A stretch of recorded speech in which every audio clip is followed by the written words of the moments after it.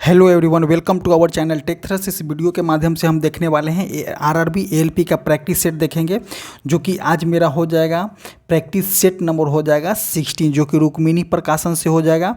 और इसमें total number of question जो होगा 75 हो जाएगा, जिसमें हम जीके और जीएस के पोर्शन देखने वाले हैं। तो first of all first question देखने की कोशिश करते हैं। एक प्रकाशीय उपकरण में उत्तल लेंस जिसकी फोकस दूरी 20 सेंटीमीटर है तथा अवतल लेंस जिसकी फोकस दूरी 40 सेंटीमीटर का संयोजन है, तो संयोजन की गई शक्ति ज्ञात करेंगे। तो देखिए, इसका फॉर्मूला होता है, अगर टोटल शक्ति की बात करते हैं, टोटल शक्ति की बात करते हैं तो P इक्वल टू क्या हो जाएगा, P1 प्लस P2 हो जाएगा। जहां हम P इक्वल टू एक फार्मूला होता है, P इक्वल टू एक फार्मूला होता है, P equal to 1/F formula होता है। तो देखिए, इस फार्मूला को लेना है तो P इक्वल टू 1/F होता है। तो देखिए, फोकस दूरी दिया गया है तो P1 हम निकालते हैं। तो P1 किसके लिए है, तो उत्तल लेंस के लिए होता है। तो उत्तल लेंस के फोकस दूरी क्या होता है, पॉजिटिव होता है, और अवतल लेंस की फोकस दूरी जो होता है निगेटिव होता है। तो देखते हैं इसमें क्या बोलना चाह रहा है कि P इक्वल टू 1/F है। तो देखिए, F कभी भी लेना है हमें तो मीटर में लेना है। तो यहाँ पे क्या दिया गया है, यहाँ पे सेंटीमीटर दिया गया था। P इक्वल टू अगर 1/20 सेंटीमीटर है, सेंटीमीटर में है, तो हम यहाँ अगर इसको मीटर में बोल देते हैं तो 100/2 कितना हो जाएगा। अगर 100/2 लिखेंगे हम तो कितना हो जाएगा, यहाँ पे मेरा हो जाएगा कितना, 100/20 लिखेंगे तो 20×5 100 हो जाएगा, मेरा 5 आ जाएगा यहाँ पे। वंस अगेन देखते हैं हम P2 के लिए। अब अवतल दर्पण के लिए फोकस दूरी, अवतल दर्पण का फोकस दूरी क्या होता है, निगेटिव होता है। और जब अवतल दर्पण का फोकस दूरी निगेटिव होता है, अवतल दर्पण का फोकस दूरी निगेटिव हो जाता है, तो 1/40 हो जाएगा। और 1/40 हो जाएगा तो सेंटीमीटर में, इसको मीटर भी हमको कन्वर्ट करना है, तो 100/40 हो जाएगा। तो इससे इसे काट दीजिए। इसको काटने के बाद हमको आएगा 2.5 किस में आ जाएगा, तो 2.5 मेरा आ जाएगा माइनस में आ जाएगा। अब 5 मेरा आया हुआ है किस में, तो प्लस में आया हुआ था। जब दोनों को हमें संयोजन करेंगे 5 माइनस 2.5 तो प्लस 2.5 डायोप्टर मेरा आंसर आ जाएगा। तो ऑप्शन नंबर कौन सा हो जाएगा, ऑप्शन नंबर ए जो हो जाएगा करेक्ट हो जाएगा। नेक्स्ट क्वेश्चन देखते हैं कि लैक्टोमीटर जो दूध के नमूने को शुद्धता निर्धारित करने के लिए उपयोग किया जाता है, किस सिद्धांत पे काम करता है। तो देखिए, लैक्टोमीटर जो होता है किसी भी अगर काम करेगा तो वो जो काम करेगा किस पे, तो आर्किमिडीज के सिद्धांत पे काम करता है। तो आर्किमिडीज का सिद्धांत क्या बोलता है, जब कोई वस्तु जो है किसी तरल अवस्था में पूर्ण या आंशिक रूप से डूबा होता है, तो उसके भार में आई आभासी कमी जो होता है, आर्किमिडीज का सिद्धांत बताता है। तो देखिए, इसमें क्या बोलता है, लैक्टोमीटर को जब आप दूध में डालिएगा तो वो जो है आर्किमिडीज के सिद्धांत पे ही काम करेगी। तो ऑप्शन कौन सा हो जाएगा, इसका ए हो जाएगा।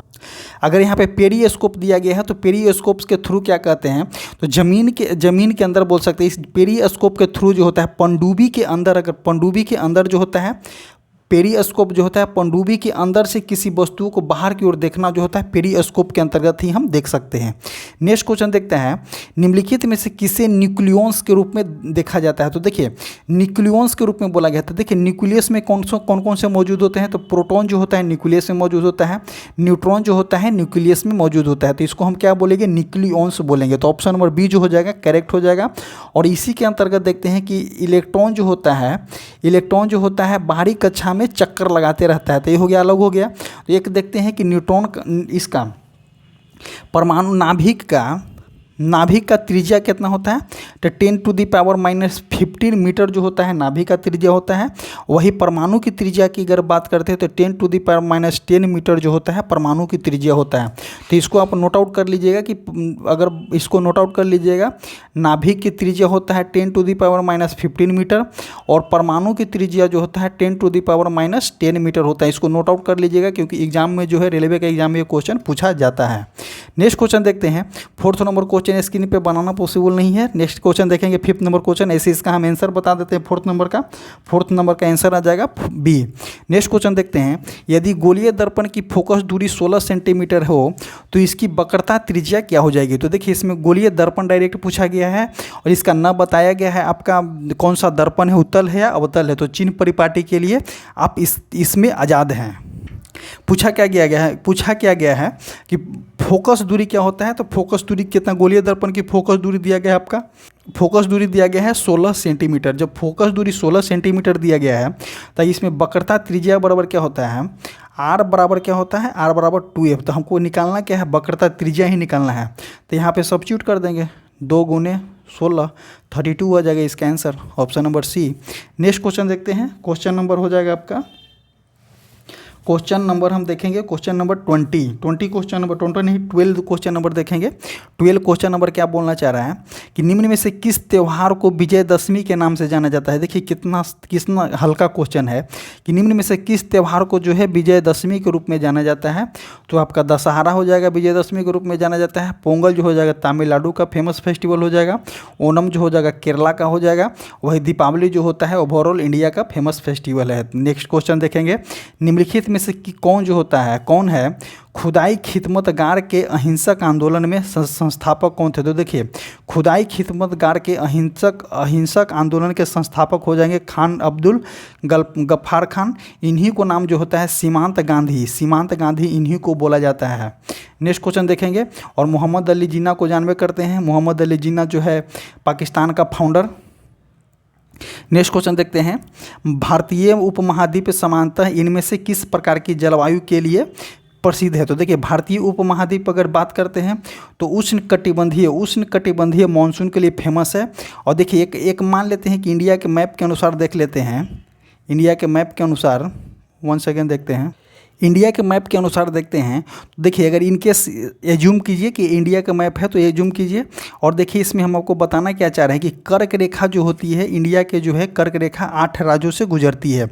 और 8 राज्य कौन कौन से हैं, एक हो जाएगा आपका गुजरात के बाद आ जाएगा आपका राजस्थान, मध्य प्रदेश, छत्तीसगढ़, झारखंड, वेस्ट बंगाल के बाद आ जाएगा आपका त्रिपुरा, उसके बाद आ जाएगा मिजोरम। तो हो गया आपका 8 राज्यों से गुजरती है।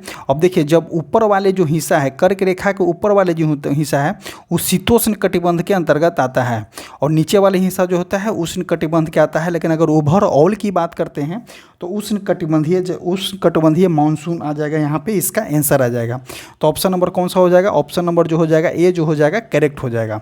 नेक्स्ट क्वेश्चन देखते हैं, क्वेश्चन नंबर 20 क्या बोलना चाह रहा है कि श्वेत प्रकाश के 7 रंगों में कौन सा जो है कांच के प्रिज्म द्वारा प्रकाश के प्रक्षेपण के बाद सर्वाधिक विचलित करता है। तो देखिए सबसे अगर ज़्यादा विचलित करने वाला रंग जो हो जाएगा, देखिए अगर मान लेते हैं कि ये कांच है, ये प्रिज्म है, अब प्रिज्म से कोई जो होता है प्रकाश यहाँ पे आ रही है, और जब कोई प्रकाश प्रिज्म से आ रही है तो ये देखिए यहाँ पे जो होता है विभिन्न रंगों में जो होता है विभक्त हो जाता है, विभिन्न रंगों में जो होता है चेंज हो जाता है। तो नीचे जो होता है बैगनी होता है, ऊपर जो होता है लाल रंग होता है। तो अगर सबसे ज़्यादा अगर विचलन करता है तो बैगनी का, सबसे कम विचलन होता है तो लाल का, और सबसे ज़्यादा तरंगदैर्घ्य किसका होता है तो लाल कलर का, और सबसे कम तरंगदैर्घ्य किसका होता है तो बैगनी कलर का होता है। तो इसमें कौन सा दिया गया है, इसमें हो जाएगा कि सबसे सर्वाधिक विचलन करता है कौन सा, तो बैगनी हो जाएगा। नेक्स्ट क्वेश्चन देखते हैं, नेक्स्ट क्वेश्चन देखेंगे, निम्नलिखित में से कौन सा जो है मोनेरा समूह से संबंधित है। तो देखिए मोनेरा समूह से संबंधित है। मोनेरा समूह जो होता है 4 प्रकार का होता है। अब मोनेरा के बारे में देखते हैं कि मोनेरा समूह जो बोला गया है 4 प्रकार के, उसके अंतर्गत कौन कौन से आते हैं मोनेरा के अंतर्गत। तो देखिए मोनेरा के अंतर्गत अगर आने वाले जो हो जाएंगे, जीवाणु मोनेरा के अंतर्गत आता है, एक्टिनोमाइसीटीज, आर्कोबैक्टीरियन, साइनोबैक्टीरियन। तो देखिए आर्कोबैक्टीरिया जो होता है मोनेरा जीवाणु आ गया, साइनोबैक्टीरियन और डाइटम, ये सभी जो होता है मोनेरा के अंतर्गत आता है। और माइक्रोप्लाज्मा जो होता है मोनेरा के अंतर्गत नहीं आता है। तो इसका आंसर कौन सा हो जाएगा, माइक्रोप्लाज्मा इसका आंसर हो जाएगा। और साइनोबैक्टीरियम जो है प्रकाश संश्लेषण भी करता है ये। और नेक्स्ट क्वेश्चन देखते हैं कि सोडियम हाइड्रोक्साइड की जिंक के साथ अभिक्रिया के फलस्वरूप उत्पन्न होता है। तो देखिए सोडियम हाइड्रोक्साइड का पूछा गया है, सोडियम हाइड्रोक्साइड, तो सोडियम हाइड्रोक्साइड का फॉर्मूला क्या होता है, NaOH जो होता है, अगर Zn से अगर अभिक्रिया करते हैं तो क्या बनेगा, सोडियम जिंकेट बनता है। इसका ऑप्शन कौन सा हो जाएगा, ऑप्शन नंबर डी जो हो जाएगा। नेक्स्ट क्वेश्चन देखते हैं, दूसरे आवर्त के तत्वों के रूप में जाना जाता है। तो देखिए दूसरे आवर्त के तत्वों के पूछा गया है। देखिए इस क्वेश्चन ध्यान दीजिएगा, पहले नहीं पूछा गया, दूसरे आवर्त के तत्वों को के रूप में जाना जाता है। तो देखिए इसको जाना जाता है सेतु के रूप में जाना जाता है। और आवर्त सारणी के समूह, अगर समूह 1 को समूह वन को क्या जाना जाता है, तो समूह वन को क्षार धातु जाना जाता है। और समूह टू को जाना जाता है, समूह टू को जाना जाता है मृदा क्षार धातु। और वही अगर बात करते हैं आवर्त सारणी के समूह सात को जाना जाता है हाइड्रोजन, और 8 को जाना जाता है अक्रिय। तो इसमें क्या पूछा गया है, इसमें पूछा गया है कि आवर्त के बारे में बात किया गया था। आवर्त के दूसरे आवर्त को क्या बोलेंगे, सेतु तत्व बोला जाता है। नेक्स्ट क्वेश्चन देखेंगे कि धातु ब्लॉक में का पता लगाने के लिए अल्ट्रासाउंड का उपयोग किया जाता है। तो देखिए धातु ब्लॉक में अगर पता लगाने के लिए किसके, तो धातु में अगर क्रैक हो तो उसको पता लगाने के लिए हम अल्ट्रासाउंड का यूज करते हैं। तो ऑप्शन नंबर सी जो हो जाएगा यहाँ पे करेक्ट हो जाएगा। नेक्स्ट क्वेश्चन देखते हैं। नेक्स्ट क्वेश्चन हो जाएगा question number 31 number question. 31 number question क्या बोलना चाह रहा है कि भारत के सर्वोच्च न्यायालय का उद्घाटन कब किया गया था। तो देखिए भारत के सर्वोच्च न्यायालय के उद्घाटन और स्थापना दोनों अलग अलग है। तो उद्घाटन की बात करते हैं तो स्थापना पहले देखते हैं कि स्थापना कब किया गया था। तो 26 जनवरी 1950 को इसकी स्थापना किया गया था। और उद्घाटन की बात करते हैं तो 28 जनवरी 1950 को जाता है इसका उद्घाटन किया गया था। और सबसे पहले अगर जज की बात करते हैं, chief justice of India Harilal J K Kirwania थे इनका जो पहले जज होंगे। जे कनिया जो हो जाएंगे पहले जज हो जाएंगे। और इसमें बात करते हैं क्या कि जब स्टार्टिंग में था तो 1:7 के अंतर्गत जज थे। मतलब कि एक जो थे CGI थे और 7 जो जज थे अदर जज थे सुप्रीम कोर्ट में। अभी जो एट प्रेजेंट जो है 33:1 के रेशियो में है। मतलब कि 33 जज जो हो जाएंगे अदर जज हो जाएंगे सुप्रीम कोर्ट में, और एक जज जो हो जाएंगे आपका CGI हो जाएंगे। तो टोटल जजों की संख्या कितना हो जाएगा, 34 हो गया है। और अभी स्टार्टिंग में कितना था, तो 8 था। नेक्स्ट क्वेश्चन देखते हैं, भारत के आरक्षित नकदी निधि अनुपात CRR का निर्धारण कौन करता है। तो देखिए CRR हो गया, कैश रिजर्व रेशियो हो गया, या करेंट रेट हो गया, या किसी भी प्रकार का रेट हो गया, रिवर्स रेपो रेट हो गया, रेपो रेट हो गया, वो सभी का निर्धारण कौन करता है, तो RBI करती है। RBI की स्थापना देखेंगे हम 1 अप्रैल 1935 को जो है RBI की स्थापना किया गया था। वही बात करते हैं 1 जनवरी 1949 को जो है RBI का राष्ट्रीयकरण किया गया था। सेबी की स्थापना की बात करते हैं तो सेबी की स्थापना 12 अप्रैल सेबी की स्थापना 12 अप्रैल 1988 के जो है सेबी की स्थापना किया गया था। नेक्स्ट क्वेश्चन देखते हैं, इसमें हम इसका आंसर कौन सा हो जाएगा, आंसर हो जाएगा यहाँ पे केवल 1। नेक्स्ट क्वेश्चन देखते हैं, क्वेश्चन नंबर हो जाएगा मेरा 33 क्वेश्चन क्या बोलना चाह रहा है, निम्नलिखित में से किस स्वतंत्रता सेनानी को भारत का लौह पुरुष की उपाधि से सम्मानित किया गया है। तो देखिए अगर भारत के लौह पुरुष बोला जाता है तो सरदार वल्लभ भाई पटेल के जो है भारत के लौह पुरुष बोला जाता है। इनको सरदार की उपाधि जो है बारदोली सत्याग्रह जब 1928 में सरदार वल्लभ भाई पटेल के द्वारा जो है नेतृत्व किया गया था। उस समय जो है बरदोली के जो महिलाएं लोग थी वो सभी जो है सरदार को उपाधि इनको दिया था। और उसी के गांधी जी सरदार के उन्हीं के अंतर्गत जो है गांधी जी ने सरदार वल्लभ भाई पटेल को सरदार की उपाधि दिए थे। लेकिन मेन लिया जाता है तो बारदोली की महिलाओं के अंतर्गत जो है सरदार वल्लभ भाई पटेल को जो है उपाधि दिया गया था सरदार का। वही अगर बात करते हैं तो 1931 में कराची के अधिवेशन किन के अंतर्गत हुआ था, तो सरदार वल्लभ भाई पटेल के अंतर्गत हुआ था 1931 में। पहले कराची अपना ही था यार, अब भले ही चला गया है उसके पास, लेकिन पहले कराची हो गया, इस्लामाबाद हो गया, सब इंडिया था, इंडिया के अंतर्गत आता था, लेकिन अब चला गया है उसके पास। लेकिन छोड़िए, आगे देखते हैं हम 1931 में कराची के अधिवेशन में कौन थे, तो इंडियन नेशनल कांग्रेस के अधिवेशन जब कराची में हो रहा था 1931 में, तो उस समय अध्यक्षता किसने किए थे, सरदार वल्लभ भाई पटेल ने किए थे। और सरदार वल्लभ भाई पटेल को भारत का बिस्मार्क भी कहा जाता है। नेक्स्ट क्वेश्चन देखेंगे, क्वेश्चन नंबर 39। क्वेश्चन नंबर 39 क्या बोलना चाह रहा है कि निम्नलिखित में से कौन सा जो है द्वितीय प्रदूषक होता है। तो देखिए, एक होता है प्रथम प्रदूषक, एक होता है द्वितीय प्रदूषक। तो प्रथम प्रदूषक किसको कहते हैं? वैसे प्रदूषक जो डायरेक्ट जो है ह्यूमन बींग या नेचर को इफेक्ट करता है, प्रथम प्रदूषक होता है। और द्वितीय प्रदूषक जो होता है वायुमंडल में जाकर के किसी और तत्वों से मिल करके जो है प्रदूषण करता है, वो द्वितीय प्रदूषक आ जाएगा। तो यहाँ पे देखिए SO2 जो है कोयला को जलाने पर या औद्योगिक कचरों से SO2 निकलता है। CO2 जो हो गया यहाँ पे कार्बन मोनोऑक्साइड जो है ऑक्सीजन की अनुपस्थिति में अगर जलता है तो कार्बन मोनोऑक्साइड हो जाएगा। तो ये तीनों जो हो जाएगा प्राथमिक प्रदूषक हो जाएगा। और O3 जो ओजोन जो हो जाएगा आपका द्वितीय प्रदूषक हो जाएगा। नेक्स्ट क्वेश्चन देखते हैं, किस विशेष ताप पर संतृप्त विलयन में मौजूदा विलय की मात्रा जो होता है, इसकी विलय की मात्रा को क्या कहा जाता है? तो देखिए, विस्कोसिटी नहीं होगा, विजिबिलिटी भी काट दीजिए, स्टेबिलिटी भी काट दीजिए, तो कौन सा हो जाएगा? विलयता इसका आंसर हो जाएगा।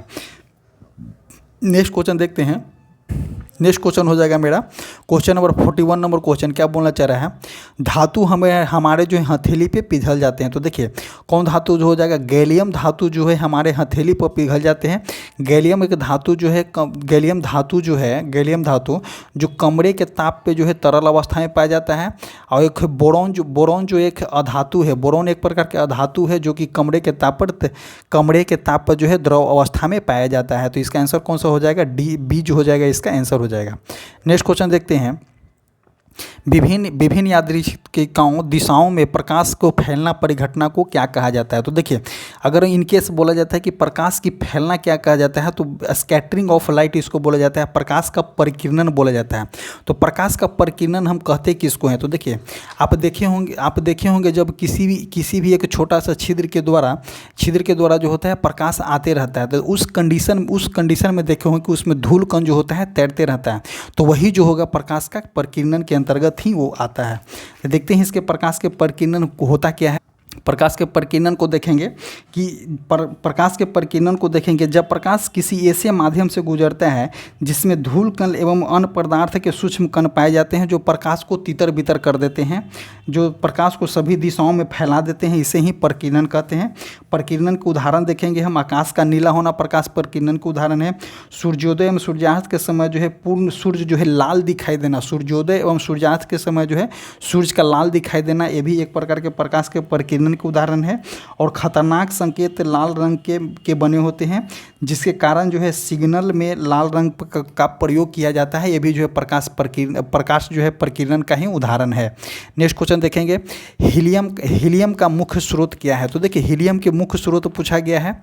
हीलियम का मुख्य स्रोत पूछा गया है, तो देखिए वायु जो होता है हीलियम का मुख्य स्रोत नहीं है, रेडॉन भी नहीं है। तो इसमें आंसर हो जाएगा मोनेजाइट सैंड। तो देखिए, मोनेजाइट सैंड हम इसलिए इसको बोल रहे हैं, मोनेजाइट आप जानते हो कि मोनेजाइट जो होता है थोरियम का अयस्क होता है। तो देखिए, हीलियम और नियोन जो होता है ये सभी जो है helium, neon, argon, krypton, xenon, radon जो है ये सभी जो है अक्रिय गैस हैं। जब ये सभी अक्रिय गैस हैं तो हीलियम और नियोन जो होता है रेडियोधर्मी पदार्थ में पाए जाते हैं। तो रेडियोधर्मी पदार्थ को मोनोजाइट हो जाएगा आपका रेडियोधर्मी पदार्थ। उसके बाद देखते हैं कौन सा मोनोजाइट्स हो जाएगा। उसके बाद हो जाएगा आपका पिच ब्लेड के बाद देखते हैं क्लीवाइट होता है। ये सभी जो होता है ये सभी में हीलियम और नियोन जो होता है मौजूद होता है। तो इसमें लिखेंगे हम कौन सा? मोनोजाइट सैंड जो होता है हीलियम उसमें मौजूद होता है। नेक्स्ट क्वेश्चन देखते हैं, क्वेश्चन नंबर हो जाएगा मेरा 50 नंबर क्वेश्चन। 50 नंबर क्वेश्चन क्या बोलना चाह रहा है कि वैश्विक भूखमरी सूचकांक 2023 में भारत का स्थान रहा था। तो देखिए, वैश्विक और भूखमरी सूचकांक में भारत का स्थान बहुत ही पॉपुलर हुआ था जब इसका रैंक आया था, तो 111वें नंबर पे था। पूर्ण सदस्य के रूप में अंतर्राष्ट्रीय सौर संगठन SIA होने वाले 100वां सदस्य कौन सा बन जाएगा? तो 100वां सदस्य पराग्वे है। और 101वां सदस्य की बात करते हैं तो नेपाल है। और सौर जो तो होता है सौर संगठन की शुरुआत कब किया गया था? तो देखिए, फ्रांस और इंडिया दोनों मिल करके कब किया था? तो 20 नवंबर 2015 को फ्रांस और इंडिया मिलकर के 20 नवंबर 2015 को COP21 की मीटिंग पेरिस में हुआ था, उस टाइम जो है मिलकर के किया था। और इसका हेडक्वार्टर जो है गुरुग्राम के हरियाणा में इसका हेडक्वार्टर है। नेक्स्ट क्वेश्चन देखते हैं।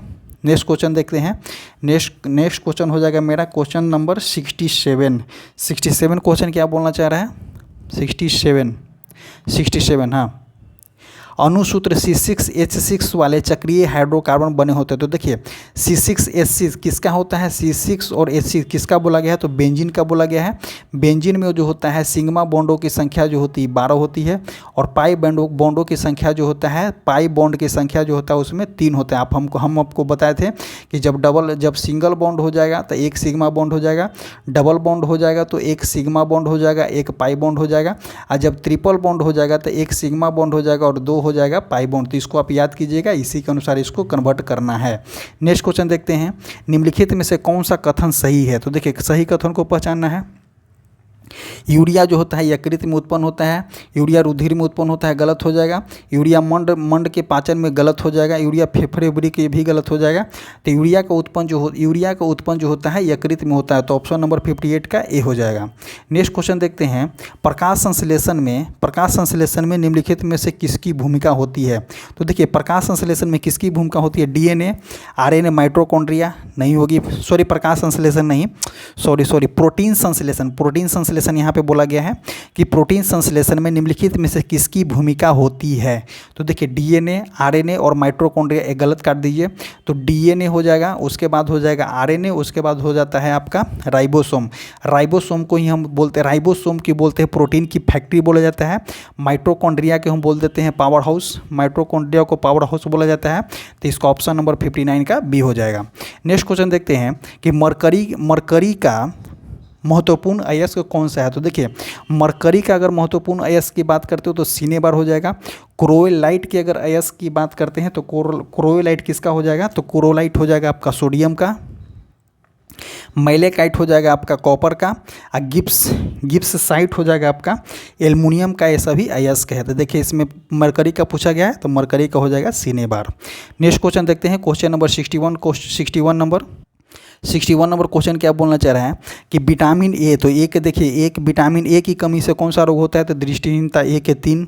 उसके बाद देखेंगे विटामिन बी वन मतलब कि ऑप्शन नंबर बी का देखेंगे, विटामिन बी1 की कमी से कौन सा होता है, तो ओन 1 हो जाएगा, इसका बेरी हो जाएगा।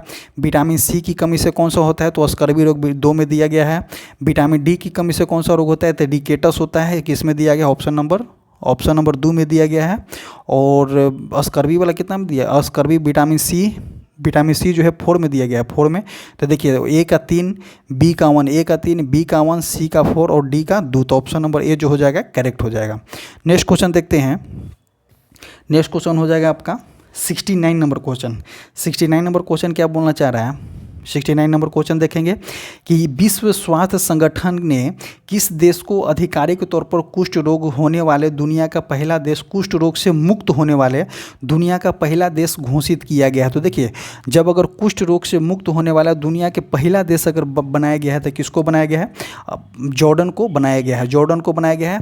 तो देखिए WHO का गठन कब किया गया था, तो 7 अप्रैल 1948 को जो है WHO का गठन किया गया था, जो कि यूनाइटेड नेशन का पार्ट है। यूनाइटेड नेशन की गठन किया गया था 24 अक्टूबर 1945 को किया गया था। ये भी as a part of United Nation ही है। और एक बात बता दें कि अर्जेंटीना और